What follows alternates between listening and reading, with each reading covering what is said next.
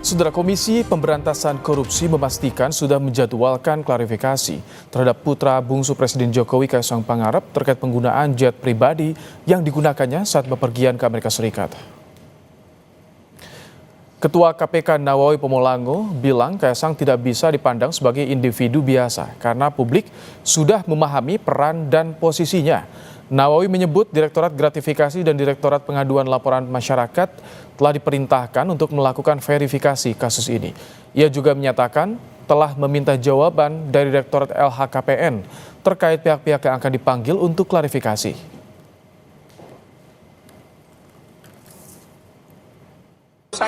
Direktur saya memberi jawaban bahwa mereka sementara menyiapkan penjadwalan untuk klarifikasi dimaksud. Itu saja. Mantan Menko Polhukam Mahfud MD angkat bicara perihal polemik penggunaan jet pribadi putra bungsu Presiden Jokowi Kaisang Pangarep bersama sang istri Erina Gudono ke Amerika Serikat. Mahfud menyebut penggunaan jet pribadi Kaisang ke Amerika Serikat seharusnya bisa segera dilakukan penyelidikan karena meski Kaisang bukan pejabat negara, namun ia merupakan anak dari Presiden Republik Indonesia. Mahfud menduga KPK dalam kondisi gamang dan mengulur waktu untuk mengusut dugaan gratifikasi terhadap Kaisang. Saya lihat memang KPK masih gamang juga ya. Iya. Yang bicara sekarang tinggal Pak Alek, yang lain bersembunyi semua tuh. Pak Alek itu agak terus terang terbuka ya. Nah, sedangkan juru bicaranya juga melipir-melipir gitu. Kami tidak berhak memeriksa lah, tidak bisa apalah gitu. Harusnya ditegaskan kami panggil, kan boleh KPK itu memanggil. Kelihatannya dia menunggu waktu untuk berhenti aja. Kamu flashback. Oh, buying time. Kayaknya buying time karena udah mepet, untuk udah bicara mau berakhir. gini, bicara gitu. Oh, ya? Yang berani tinggal satu sekarang. Yang lain kan udah hilang tuh.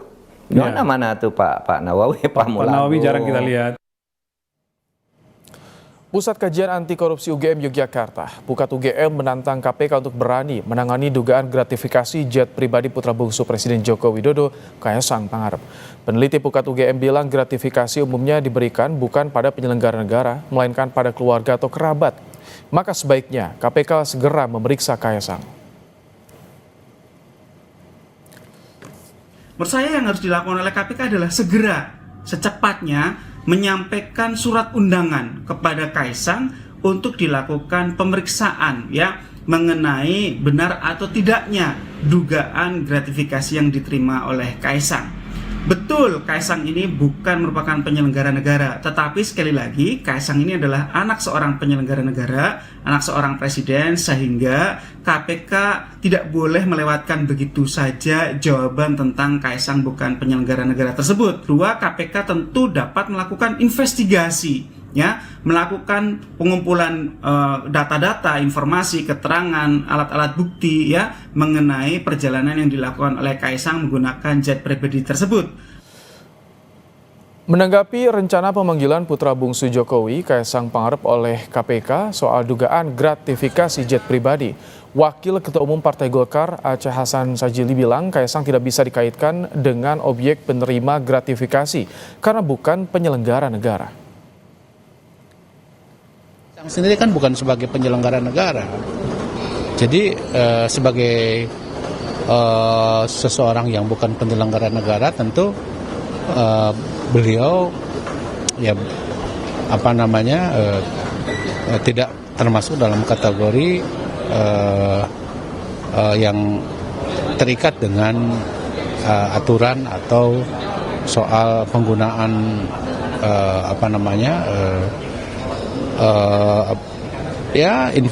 sesuatu yang sifatnya misalnya bisa mengikat kepada para penyelenggara negara itu. Pemanggilannya sekiranya akan dipanggil KPK menjadi tindakan yang aneh atau seperti apa? Iya, kita kembalikanlah kepada aturan yang berlaku ya. Sejak viral konten pelesiran ke luar negeri menggunakan jet pribadi, Kaisang Pangarep dan sang istri Erina Gudono seolah menghilang dari media sosial. Keduanya belum mengunggah konten lagi sejak unggahan terakhir di Instagram pada 17 Agustus lalu. Unggahan naik jet pribadi dan sejumlah unggahan lain yang selama ini jadi sorotan juga sudah tidak tampak di IG story Erina. Nama Kaisang kembali disorot setelah KPK berencana mengundangnya untuk dimintai klarifikasi soal jet pribadi. Komisi Pemberantasan Korupsi tak kunjung meminta klarifikasi putra Presiden Jokowi Kaisang Pangarep terkait asal-usul pesawat jet pribadi yang digunakannya pelesiran ke luar negeri bersama sang istri Erina Gudono. Sementara makin menguat desakan agar KPK mengusut dugaan gratifikasi bahkan dugaan korupsi di balik jet pribadi Kaisang Pangarep. Benarkah KPK gamang dan apa yang harus dilakukan oleh KPK agar publik tidak menangkap keraguan dalam menindaklanjuti kasus jet Kaisang ini? Sudah ada, saudara, bersama kami Ketua Umum Lingkar Nusantara Hendar Samarantoko dan pengajar hukum di Sekolah Tinggi Hukum Indonesia Jentera, Bivitri Susanti. Selamat petang, Bang Hendar Sam, Mbak Bivit. Petang. Selamat petang. Baik, selamat petang. Baik. Mbak Bivit, tadi kita simak dari Ketua KPK sudah menjadwalkan klarifikasi pada Kaisang. Anda melihat ini progres yang positif yang dilakukan KPK? Kalau memang sudah dijadwalkan ini positif ya, karena memang ini yang kita sekarang belum tahu nih hasilnya nanti di ujungnya seperti apa, kita belum tahu. Tapi seperti yang tadi dinyatakan dengan jelas, publik nih harus melihat apakah ada pilih-pilih dalam penegakan hukum atau tidak. Apalagi KPK banyak disorot. Jadi begitu sudah ada panggilan ini harus sangat serius karena konstruksi bahwa misalnya dia bukan penyelenggara negara kan kita harus kaitkan juga dengan jabatan ayahnya, karena begitulah caranya gratifikasi bekerja biasanya, tidak langsung ke orangnya, tapi sangat mungkin kepada sanak keluarganya, sahabatnya, dan lain sebagainya. Dan jangan lupa Kaisang juga ketua partai PSI, jadi bisa juga kita lihat dari segi itu misalnya. Nah tapi bahwa sudah ada panggilan ya, maka berikutnya yang harus dilakukan adalah secara serius dicari, masa sih anak presiden bisa menghilang seperti ditelan bumi, kan nggak mungkin. Nah jadi jangan hanya panggilan biasa, tapi juga harus secara aktif ditindaklanjuti terus sampai benar-benar ada klarifikasi-klarifikasi yang terbuka juga kepada publik. Jadi publik bisa menilai langsung apakah KPK ini serius atau tidak. Karena kita sekarang wajar saja jika kita punya banyak sekali keraguan, karena KPK hari-hari ini memang move-nya seringkali dipengaruhi oleh keputusan-keputusan politik. Baik, Pak Hendar Sam, bagaimana Anda melihat soal komitmen dari keluarga Jokowi pada proses hukum, penegakan kasus hukum, terutama sorotan yang saat ini tertuju pada Kaisang Pangarep? Ya, memang saat ini kan banyak sekali serangan-serangan, ya kan, narasi-narasi negatif yang ditujukan pada Pak Jokowi dan keluarganya, ya. Dan itu kita melihat berjalan secara masif dan cukup sistematis ya. Nah, cuman saya melihatnya seperti ini. Apa yang dilakukan oleh KPK untuk melakukan klarifikasi itu adalah langkah yang tepat untuk menghindari polemik-polemik dan dugaan-dugaan yang ada terjadi di masyarakat. Yang ketiga juga kita juga tidak boleh menyandera KPK ya kan. Bahwa KPK selama ini bertindak di atas di bawah kekuasaan politik dan lain sebagainya. Biarkan KPK bekerja dengan profesional, ya kan, melihat apakah memang benar keterangan atau klarifikasi yang diberikan oleh Mas Kaisang nantinya ini memang cukup atau tidak, ya kan, memenuhi unsur gratifikasi, kan. Tapi sebagaimana kita ketahui, praduga-praduga itu boleh aja disampaikan, ya kan, seperti Bibi tadi bilang, ya kan. Tapi memang ya hukum itu ya pasal itu sifatnya kalau sudah rigid, sudah pasti nggak bisa ditafsirkan, itu juga azasnya dulu. Jadi makanya. Tapi ini yang dinantikan juga bagaimana kenapa Kaisang tidak muncul ke publik, tidak menyampaikan sebetulnya deklarasinya soal penggunaan jet pribadi. Tapi kita juga akan simak, ini ada pernyataan dari mantan Menko Polhukam Mahfud MD yang ternyata meminta Kaisang Pangarep untuk muncul, memberi penjelasan soal jet pribadi yang dipakainya ke luar negeri. Kita simak bersama, saudara. Ya seharusnya dia dong menjelaskan dong, muncul. Ini saya begini, biayanya dari sini, dan seterusnya. Ini kan penting, publik harus tahu, karena dia itu anak pejabat publik yang harus berani terbuka, gitu. Yang begini nih semuanya, dia, Direktorat Jenderal Pajak, diam juga ya? Belum ada Pak suaranya? Pajak, bea cukai, dan harus sampai aktif kan? juga Bang. Keluar masuk bandara tanpa pemeriksaan, tanpa dihitung barangnya itu kan, itu harusnya bea cukai menjelaskan meskipun diperiksa ya sudah gitu. Sempat Pak Justinus Pratowo sempat. Mbak Bivit, harus KPK klarifikasi duluan atau Kaisang juga bisa lebih dulu untuk klarifikasi pada publik soal ini? Nah, ini pertanyaan yang pas sekali karena menurut saya memang harusnya pertama Pak Jokowi sebagai pemimpin tertinggi pemerintahan dan pemimpin negara ini harusnya bilanginlah ke anaknya. Nah, kamu itu jelaskan ke publik, ini publik udah gonjang-ganjing, saya kena lagi kan begitu ya. Terus semua anggota partai, anggota koalisi harus ikut membela Anda. Ayo dong, jelaskan sendiri, itu satu.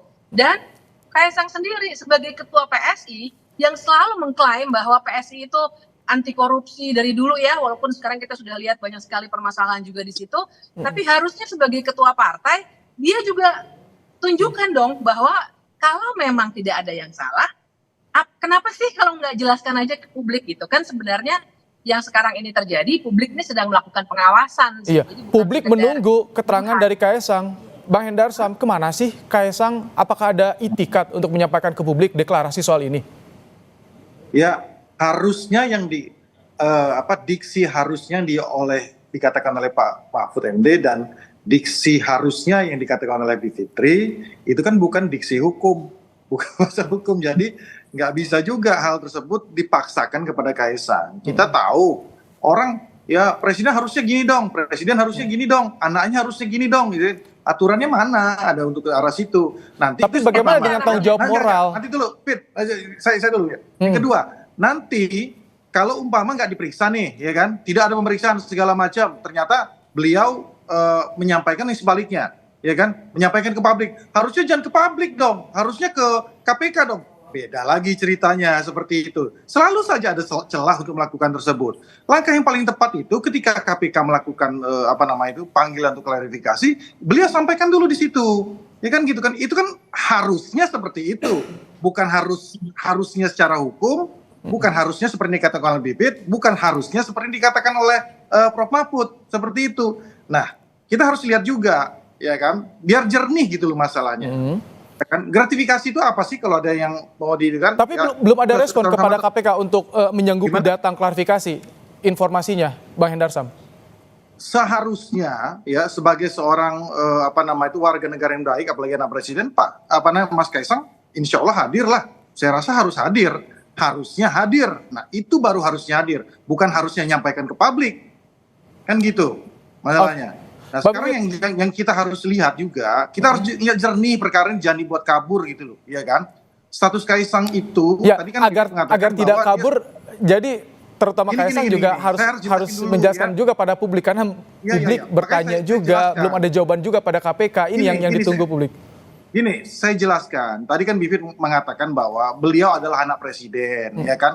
Kaitkan dengan masalah gratifikasi. Nah, yang jadi pertanyaan itu pasal 12B ayat 1 Undang-Undang Pemberantasan Tindak Pidana Korupsi itu dikepada penyelenggara negara, kepada pegawai negeri.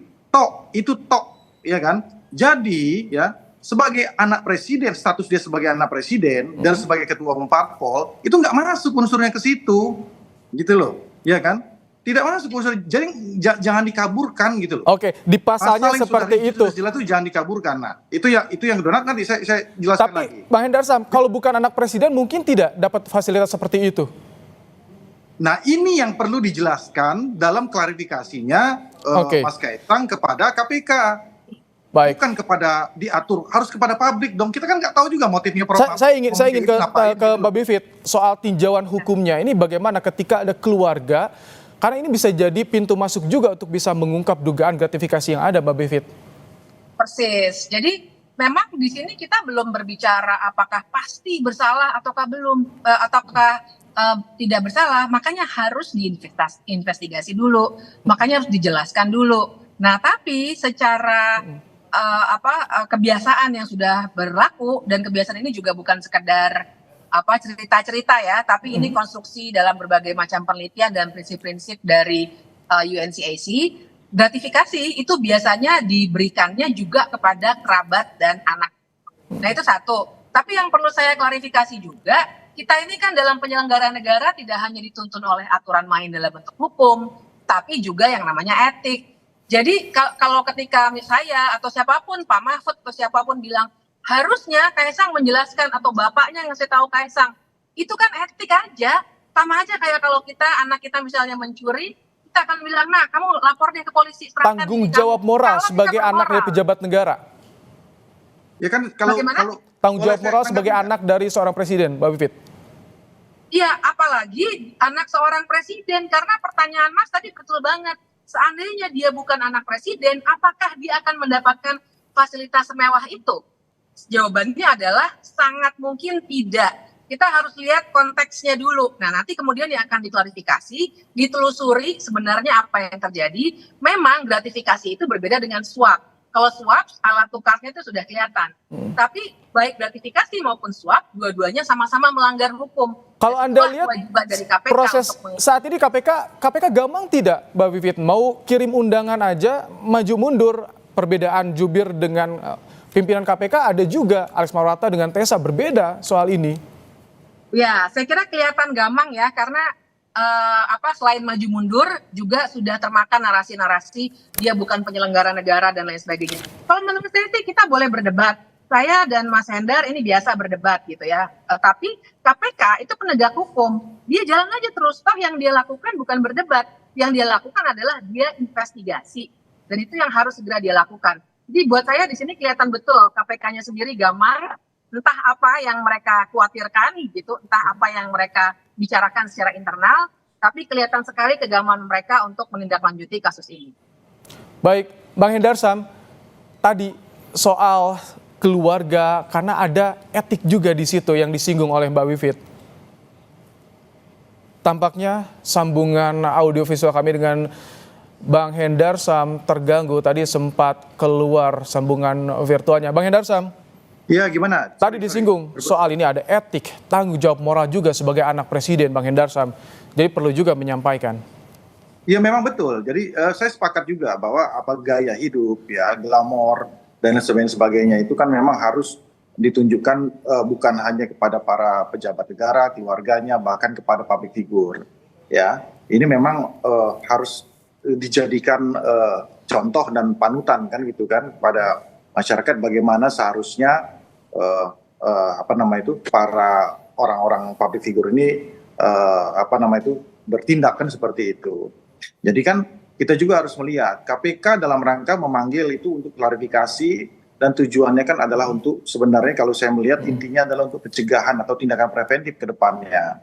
Di mana bahwa harus dilihat juga ada pasal 12C Undang-Undang tindak pidana pemberantasan korupsi itu menyatakan kalau 30 hari sejak gratifikasi itu dilaporkan itu akan dianggap sah dan tidak dapat dipidana, ya kan?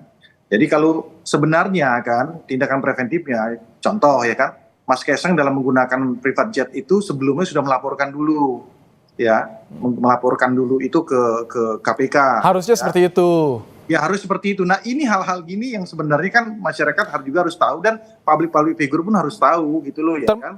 Dan termasuk juga soal ini juga Bang Hendarsam yang disorot juga soal barang-barang mewah yang diduga tanpa melewati bea cukai dan Ditjen Pajak. Itu juga yang disorot oleh publik. Ya kalau itu kan kita belum tahu persis ya. Saya kan kalau masalah yang perintilan seperti kita kurang tahu persis. Cuman kalau private jet contohnya seperti itu kan ya. Dan juga harus dilihat kan Mas Kaisang bisa menyampaikan dari mana sumber pendapatannya selama ini ya kan. Beliau juga sebagai seorang bisnismen juga ya kan, sebagai seorang pengusaha. Ya, tinggal sampaikan saja. Tapi disorot juga kalau soal bisnis, banyak juga bisnis Kaisang yang ternyata tutup, gulung tikar, dan itu dipertanyakan kalau bicara soal itu dari bisnis katanya, Bang Hendarsam. Ya nggak apa-apa, masyarakat itu kan boleh aja kalau udah nggak suka, kalau dicari selalu aja salah. Itu yang jadi masalah gitu. Nah sekarang masalahnya media mana yang paling tepat atau sarana mana yang paling tepat untuk menyampaikan klarifikasinya. Ya kalau udah ada panggil KPK ya ke KPK udah. Nanti KPK menyampaikan gitu loh. Terbukti atau tidak, ada dugaan atau tidak, kan seperti itu. Kalau udah nggak suka aja, udah semua salah. Itu dia. Tapi yang ditunggu bagaimana itikat kapan akan ke KPK menjawab rencana pemanggilan yang dilakukan oleh KPK, klarifikasi pada KPK. Mbak Vivit, melihat dari proses ini, apa yang Anda soroti? Ya, sebenarnya kan kita rame-rame media mengangkat, saya juga berkomentar, sebenarnya bukan soal like and dislike ya, saya kenal juga enggak sama Mas Kaisang.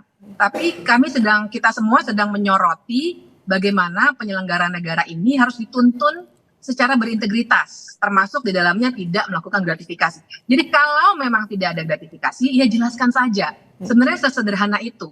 Nah, jadi dengan melihat situasi yang sekarang, kelihatannya memang justru ada upaya memang untuk bersembunyi sementara dari publik paling tidak, karena barangkali ada hal-hal yang sedang disiapkan untuk jawaban.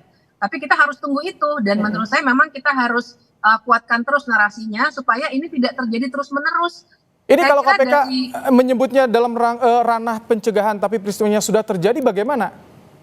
Sebenarnya kalau soal gratifikasi bukan hanya pencegahan loh. Gratifikasi, jadi kan bedanya tuh suap dengan gratifikasi memang tipis. Kalau suap itu kelihatan apa yang ditukarkan, misalnya kebijakan tertentu atau proyek tertentu. Kalau gratifikasi itu fasilitas secara umum. Nah, jadi kalau memang ada aliran dana ataupun fasilitas, sebenarnya itu sudah dalam kategori melanggar hukum. Bila memang terbukti ya, itu memang harus digarisbawahi. Tapi ini bukan sekedar pencegahan. Ini memang penindakan juga yang akan juga punya dampak ke depannya supaya jangan lagi ada yang hal serupa. Tapi terhadap yang sudah berlaku bisa ada penindakan. Oke, selain di KPK, kalau misalkan Kaisang kepada publik menyampaikan declare soal ini, itu untungnya buat Kaisang apa? Apakah bisa langsung clear masalah ini, tak menjadi bias lagi atau bagaimana? Ya tergantung apa yang bisa dijelaskan, karena gratifikasi itu memang ada rinciannya. Misalnya kalau misalnya waktunya kurang dari 30 hari misalnya dikembalikan seperti apa, atau misalnya apakah bisa dibuktikan keterkaitannya langsung dengan fasilitas yang ia dapatkan dan seterusnya. Jadi memang banyak teknis hukum di sini, tapi sesungguhnya kalau balik ke pertanyaan Mas tadi, Kaisang tuh sebenarnya akan dapat keuntungan kalau dia mampu menjelaskan dengan baik, dan mungkin ini yang sekarang sedang dilakukan makanya belum kelihatan begitu ya. Karena tuduhan memang sangat banyak, dan jangan lupa Kaisang di sini tidak hanya mempertaruhkan nama diri dan keluarganya, tapi Pak Presiden Jokowi dan partainya. Dia ketua umum partai loh. Baik. Itu yang kita harus tekankan. Bang Hendarsam, ada informasi nggak sih Kaisang di mana sih saat ini? Apakah ada rencana menjawab undangan klarifikasi dari KPK? Kapan? Ya masalahnya saya sama Mas Kaisang juga nggak kenal amat gitu loh, jadi saya juga nggak tahu beliau berada di mana ya kan. Cuma saya pengen supaya masalah ini jernih ya, masalah ini jernih, masyarakat tuh harus tahu ya kan, undang-undang tindak pidana korupsi itu terkait dengan masalah gratifikasi itu seperti apa, ya praktek-prakteknya juga seperti apa, yang bisa dikenakan kepada mereka-mereka itu subjek hukumnya siapa-siapa saja, apakah anak presiden, apakah ketua umum parpol itu merupakan subjek hukum daripada undang-undang pasal 12B ayat 1 undang-undang pemberantasan tindak pidana korupsi tentang gratifikasi ini atau bukan kan bukan. Nah ini ya pencerahan-pencerahan gini loh yang harus tugas saya ya sebagai salah satu praktisi hukum untuk menjelaskan dan mengklirkan masalah ini supaya tidak kabur masalahnya. Sudah diberikan ruang untuk klarifikasi di KPK, sudah dijadwalkan juga kata Pak Nawawi. Kita akan tunggu bagaimana iktikat baik dari Kaisang untuk klarifikasi soal ini. Terima kasih Bang Hendarsam, Ketua Umum Lisan. Terima kasih. Ya, dan juga Mbak Bivit. Terima kasih telah bergabung di Kompas Petang sore hari ini.